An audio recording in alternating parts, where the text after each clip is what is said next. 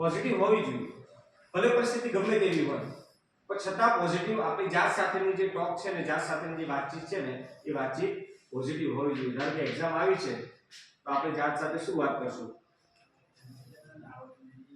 Yes, હા, આપણે વિચારીએ છીએ હવે યસ, માઇક્રો ક્યાંથી કરવી. પહેલા તો નજીક હતી કોલેજ તો સારું હતું, હવે અત્યાર સુધી એડવાન્સમાં આગલી રાતે તમારે કરાવવી પડે. અમારી વખતે આગલી રાતે છે ને અમે નોટ્સ લખતા, ચોરી માટે નહીં, લખતા નોટ્સ રિવિઝન માટે. તમારી વખતે શું થાય કે ઝેરોક્સ વાળો ગયો નજીકમાં અને કોલેજમાં ખબર ના પડે એવો વ્યક્તિ ક્યાં છે, તો એવા વ્યક્તિને આપણે શોધ કરતા હોય છે, રાત્રે કરાવી લઈએ આપણે, અને કઈ જગ્યાએ પાછી એનું મેનેજમેન્ટ ક્યાં કરવાનું છે એ મૂકી દઈએ. આપણે મોજામાં મૂકવાના છે કે પછી છેલ્લા ખીચા મૂકવાનું, ક્યાં મૂકવાનું છે આપણે મેનેજમેન્ટ કરતા હોય. પણ એ સ્ટ્રેસ છે ને, આંતરિક જે સેલ્ફ ટોકની વાત કરું, આંતરિક તણાવ છે, સેલ્ફ ટોક છે ને, એ હંમેશા પોઝિટિવ જ હોવી જોઈએ.